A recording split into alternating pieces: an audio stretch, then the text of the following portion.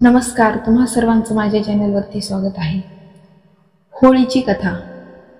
हिरण्यकश्यप राक्षसी पुत्र होता। त्याने तपश्चर्या करून ब्रह्माकडून वरदान मिळवलेले होते।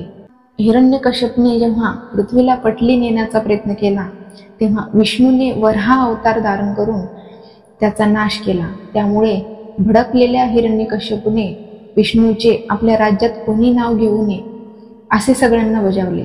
हिरण्यकश्यप स्वतःला श्रेष्ठ समजत असे।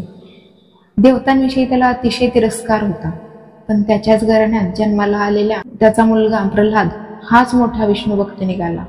प्रल्हाद बालपणापासून विष्णूचा म्हणजेच नारायणाचा परमभक्त होता। प्रल्हाद दिवस रात्र विष्णूच्या नावाचे नामस्मरण करीत असे। नेमके हेच हिरण्यकश्यपला मान्य नव्हते, त्यामुळे त्याने प्रल्हादाला त्यापासून परावृत्त करण्याचा प्रयत्न केला, परंतु प्रत्येक वेळी तो यशस्वी ठरला।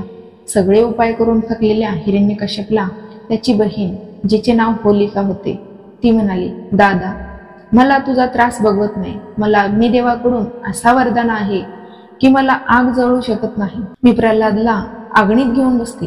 मला वरदान असल्यामुळे मी जळणार नाही, पण तो जळून खाक होईल। हे ऐकून हिरण्यकश्यपने वाळलेल्या कातक्याने मोठी पेटी तयार केली। त्यात होलिका प्रल्हादला घेऊन बसली व शिपायांनी आग लावली।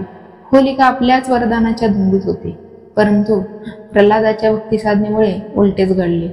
होलिकेचे अंग जाळू लागले, तिच्या अंगाचा दाह होऊ लागला। प्रल्हाद मात्र विष्णूच्या नामस्मरणात दंग होता।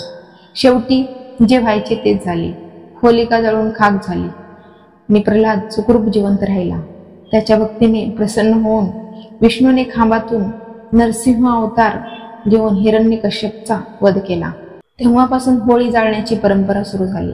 असत्याला जाळून सत्याचा प्रकाश पसरविणे हा होलिका दहनामागील उद्देश आहे, म्हणून होळीला महत्त्व आहे। कथा आवडली असेल तर चॅनलला सबस्क्राईब करा, व्हिडिओला लाईक करायला विसरू नका। धन्यवाद।